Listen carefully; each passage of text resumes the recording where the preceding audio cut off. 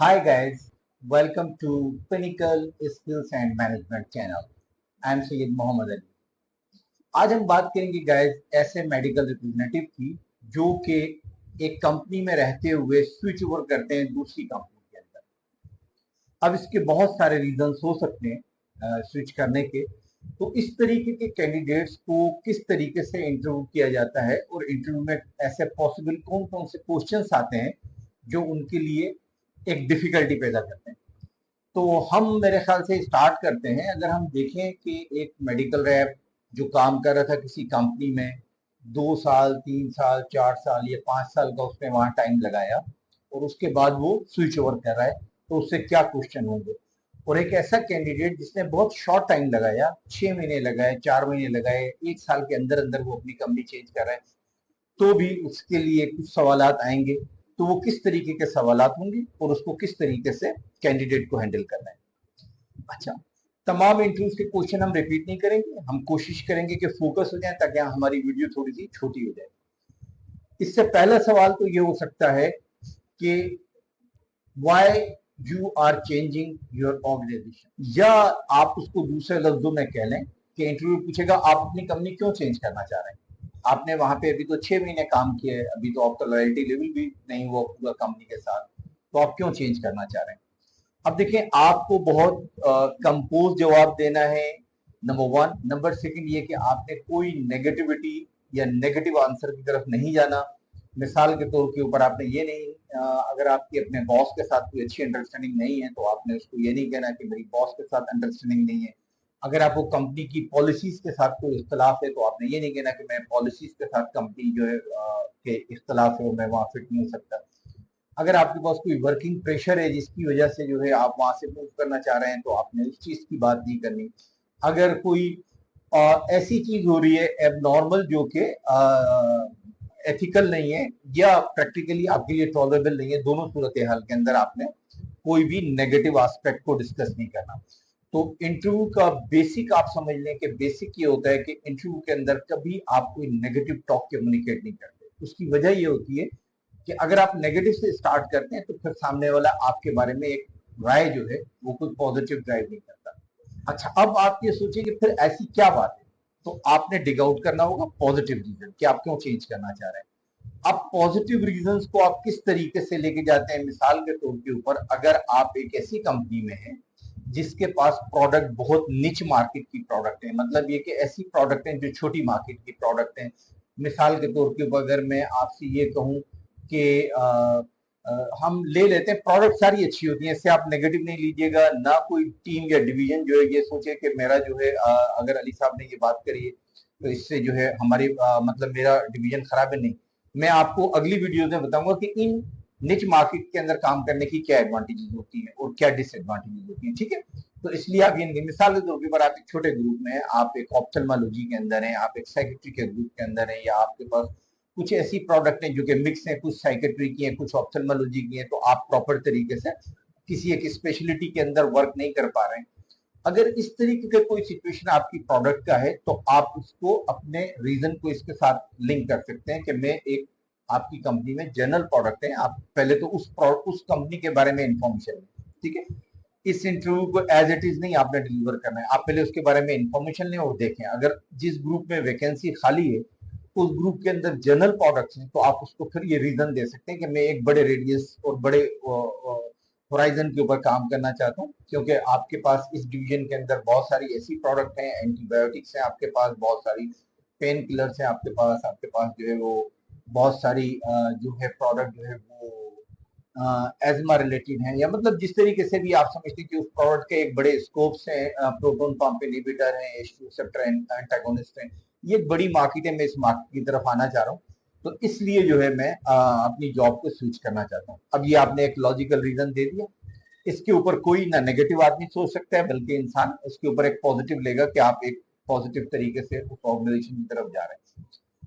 तो लेकिन ये जहन में रखिएगा कि अगर आपको आपके साथ कोई भी आपकी प्रीवियस कंपनी में प्रॉब्लम है तो वो प्रॉब्लम से आप जान छुड़ा नहीं सकते। आप जिस जगह भी जाएंगे वहां पे आपके ऊपर सेल्स के हिसाब से प्रॉब्लम आएंगी, लेकिन प्रॉब्लम की नेचर डिफरेंट हो सकती है। तो इसलिए कोशिश करें कि किसी भी कंपनी के अंदर स्टे करें अंटिल नेसेसरी कि आप समझते हैं कि वहां पे आपका करियर सेफ नहीं है। The only thing should be in your mind should be career, because career के लिए आप काम कर रहे हो, ठीक है। बाकी प्रेशर्स तो आएंगे। एनी वो आपने उसको ये रीजन दिया कि मैं एक बड़ी मार्केट की तरफ आपके काम करना चाहता हूँ, इसलिए जो है मैं आपकी तरफ आना चाह रहा हूँ, ठीक है। इस तरीके के 2 से 3 रीजन आप बनाएं और कमेंट बॉक्स के अंदर डालें, ताकि मैं देखने के बाद आपको बताऊंगा कि आपने कितने अच्छे रीजन बनाए। मैं नहीं चाहता कि आपको सारी चीजें खूब मिले, ठीक है। तो आपने एक वैलिड रीजन उसको दे दिया और उसके बाद आप इस सवाल से बहुत अच्छे तरीके से जो है वो आप मूव होके बाहर निकल आए। अब अगर आपने अपनी कंपनी में ज्यादा टाइम लगाया है, आपने 4 साल लगाए हैं, 3 साल, 4 साल, 5 साल, इतना बड़ा टाइम लगाया है, तो इंटरव्यूअर जो है आपसे एक क्वेश्चन यकीनन करेगा और वो ये क्वेश्चन होगा कि आपने अपनी ऑर्गेनाइजेशन में 5 साल लगा दिए, आप आज तक प्रोमोट क्यों नहीं हुए। ये वो क्वेश्चन है जिससे आप स्ट्रेस में आएंगे, जिससे आप जिसको आप रिप्लाई करते हुए टेक्निकली उतने आपको साउंड होना बहुत जरूरी है ताकि आप मुतमईन कर सकें। क्योंकि कोई भी इंसान अगर किसी कंपनी में 5 साल लगा लेता है तो इसका सिंपल मकसद ये होता है कि उसने एक एक एम्पल टाइम जो है कंपनी को डेडिकेट कर दिया और now this is the time for reward. तो रिवार्ड के टाइम के ऊपर आप क्यों छोड़ रहे हैं, ये क्वेश्चन आपके पास आए। इस क्वेश्चन को आपने बहुत सेंसिबली और इंटेलिजेंटली हैंडल करना है और सोचें कि आप 5 साल के अंदर क्यों नहीं प्रमोट हो सकती अपनी कंपनी। नंबर 1, क्या आपकी कंपनी या आपके ग्रुप में एक्सपेंशन नहीं हुआ। नंबर 2, क्या कंपनी के अंदर कोई एक्सपेंशन नहीं हुआ, फर्दर ग्रोथ नहीं हुई कंपनी की। नंबर 3, क्या कंपनी में प्रमोशन हुई लेकिन आपकी कंसिडरेशन भी नहीं हुई या आपकी कंसिडरेशन हुई। इस तरीके से आप अपनी कंपनी के बारे में एनालाइज करें कि ऐसा क्या हुआ कि आप इस वक्त छोड़ रहे हैं, ठीक है। तो अब आपके पास एक लॉजिकल बात है कि आप इंटरव्यूअर को बता सकते हैं कि सर मेरी कंपनी में इत्तेफाक की बात ऐसी है कि क्योंकि एक बहुत बड़ी ऑर्गेनाइजेशन है, एक बहुत बड़ा सेटअप है हमारा, तो ऑब्वियसली हमारी ग्रोथ जो है वो स्लो है। हमारी ग्रोथ स्लो है तो इस ग्रोथ स्लो होने की वजह से इस पिछले 4 साल में 3 साल में कोई एक्सपेंशन नहीं है और अभी मैं आने वाले टाइम में भी कोई एक्सपेंशन नहीं देख रहा हूँ। उसकी वजह कि मुझे नहीं लग रहा कि कोई नई प्रोडक्ट्स की कोई एक रेंज जो है कंपनी के पास बैकअप में हो जो इमीडिएटली हमने लॉन्च करनी हो ताकि एक्सपेंशन हो। इसके अलावा मैं ये नहीं देख रहा हूँ कि जो है कोई जो पुरानी जो प्रोडक्ट है उसके अंदर कोई मजीद डिवीजन जो बनने के लिए जा रहे हो तो एक्सपेंशन, तो मुझे बज़ाहिर कोई एक्सपेंशन नजर नहीं आ रही। तो इसलिए मैं अब चेंज करना चाह रहा हूँ कि 5 साल का ये वो एम्पल टाइम है जब मैंने ऑर्गेनाइजेशन में लगाया तो मैंने वहां पे बहुत लर्निंग करी और अपना एक फील्ड के अंदर जो है अपना एक सेटअप बनाया और उस डॉक्टर बैंक के ऊपर जो है मुझे बहुत सारे जो है वो ब्रेक थ्रूज मिले। और अब मैं ये समझता हूँ कि अगर मैं कोई एक ऐसी ऑर्गेनाइजेशन ज्वाइन करूँ कि जो ऑर्गेनाइजेशन ग्रोइंग हो, जैसे कि आपकी अभी नई ऑर्गेनाइजेशन है या आपकी छोटी ऑर्गेनाइजेशन है और ये बड़ी तेजी से ग्रो हो रही है, अगले 5 साल के अंदर इसमें बहुत सारी ओपनिंग निकलेंगी, तो मैं अपने इस एक्सपीरियंस को यहाँ पर बहुत अच्छे तरीके से एडजस्ट कर सकता हूँ और हाईली प्रोडक्टिव हो सकता हूँ कंपनी के लिए। तो ये मेरा रीजन है चेंज करने का। अब ये रीजन भी बहुत वैलिड है और लाजमी सी बात है कि एक कन्विंसिंग रीजन है।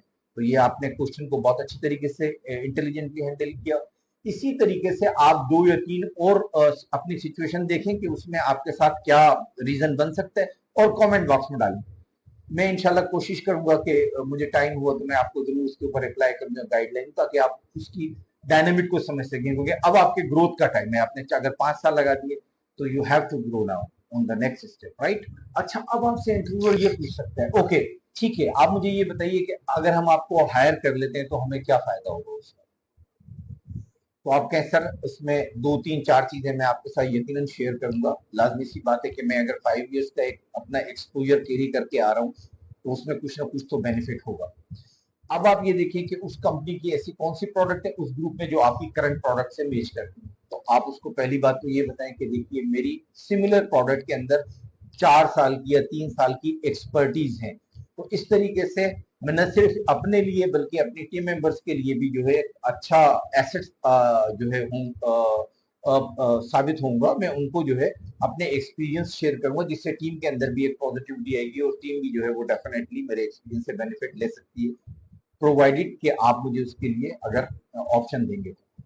नंबर सेकंड ये कि लाजमी बात है कि जब मैं आपके पास आ रहा हूं, अब आप ये देखें कि क्या सेम टेरिटरी के अंदर एक्सपोजर है या आपकी टेरिटरी चेंज होगी। अगर आपकी सेम टेरिटरी है तो आपके पास बड़ा एक्सपोजर है कि आप एक डॉक्टर बैंक जो है लेकर अपना जा रहे हैं, 10 15 20 डॉक्टर जो आपके प्रिस्क्राइबर हैं वो एक इंस्टेंट जो है बिजनेस प्रोड्यूस करेंगे उस कंपनी के लिए, तो उनकी सेल्स के अंदर एक बूम आएगा, नंबर वन।